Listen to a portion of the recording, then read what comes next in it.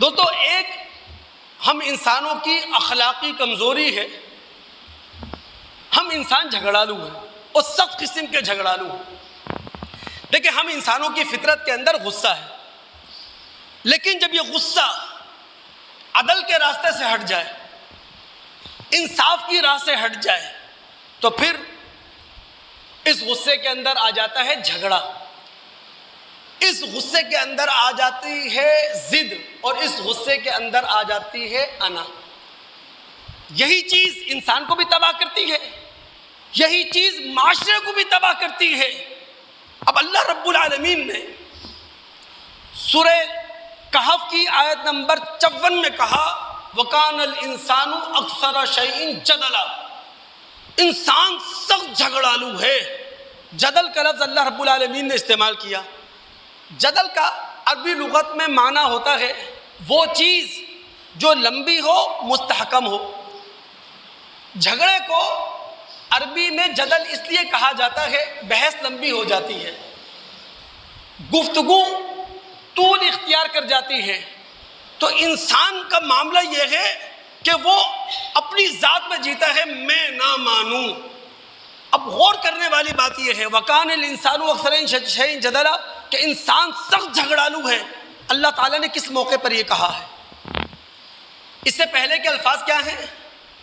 وَلَقَدْ صَرَّفْنَا فِي هَذَا الْقُرْآنِ لِلنَّاسِ مِنْ كُلِّ مَثَلٍ، ہم نے اس قرآن کے اندر انسان کے لیے ہر طرح کی مثال پیش کی ہے، لیکن مسئلہ یہ ہے انسان قرآن کی بات اس لیے نہیں سنتا، قرآن کی بات اس لیے نہیں مانتا کہ وہ سب جھگڑالو ہیں۔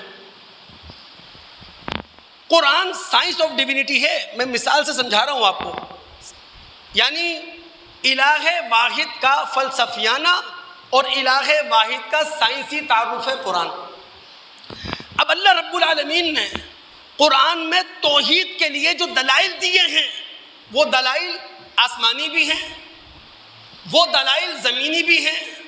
خود انسان کے وجود سے اللہ رب العالمین نے اپنی توحید کی دلیل دی ہے، انسان کے مسلمات سے اللہ تعالیٰ نے توحید کی دلیل دی ہے، انسان کی معاشرت کی زندگی سے اللہ رب العالمین نے توحید کی دلیل دی ہے، انسان کی تاریخ کو بنیاد بنا کر اللہ رب العالمین نے توحید کی دلیل دی ہے۔ اب آپ غور کریں، توحید موضوع ایک ہے، سبجیکٹ ایک ہے، لیکن اللہ رب العالمین نے رنگ برنگے انداز میں اس توحید کو پیش کیا ہے۔ مختلف اسلوبوں سے اللہ رب العالمین نے توحید کو قرآن میں پیش کیا ہے، مختلف انداز سے رب العالمین نے توحید کو قرآن میں کہہ سنایا ہے۔ لیکن نزول قرآن کے زمانے میں جنہوں نے توحید نہیں ماننی تھی، یا اس زمانے کے اندر بھی جو لوگ توحید نہیں ماننا چاہتے، وہ کوئی نہ کوئی اعتراض کر دیں گے، وہ کوئی نہ کوئی سوال اٹھا دیں گے، وہ کوئی نہ کوئی پخ نکال دیں گے، وہ کوئی نہ کوئی خرابی پیدا کر دیں گے۔ وَكَانَ الْإِنسَانُ أَكْثَرَ شَيْءٍ جَدَلًا، اس لیے کہ انسان سخت جھگڑالو ہے، میں نہ مانوں۔ انسان کی ضد، انسان کی انا اسے سچائی کو تسلیم نہیں کرنے دیتی، اسے حق کو تسلیم نہیں کرنے دیتی۔ اب دماغ اگر آپ کے حاضر ہے دوست، توجہ سے بات سن لیں۔ دیکھیں، ایک ہے علمی اور دلیلی اختلاف۔ علمی اور دلیلی اختلاف جہاں ہوگا وہاں خدا کی رحمت ہوگی۔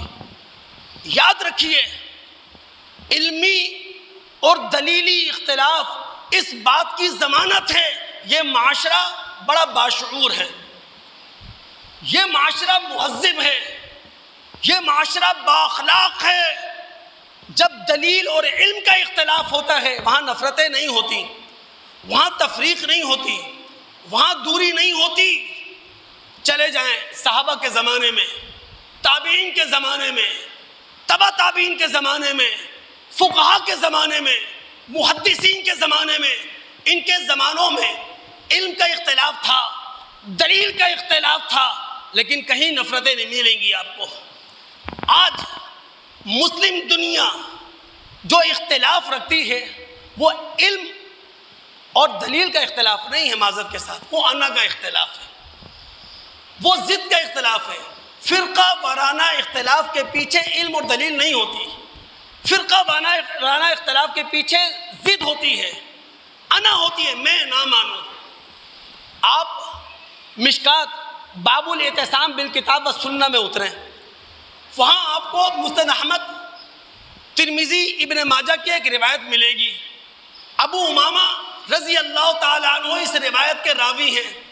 وہ کہتے ہیں نبی محمد الرسول اللہ صلی اللہ علیہ وسلم نے فرمایا ما ضل قوم بعد ہدن، ہدایت مل جانے کے بعد جو قوم گمراہ ہوئی ہے اس کے پیچھے ایک ہی وجہ تھی، الا اوت الجدل، وہ جھگڑالو بن گئے تھے، وہ ضدی بن گئے تھے، وہ انا پرست بن گئے تھے. اب دوستو آپ کی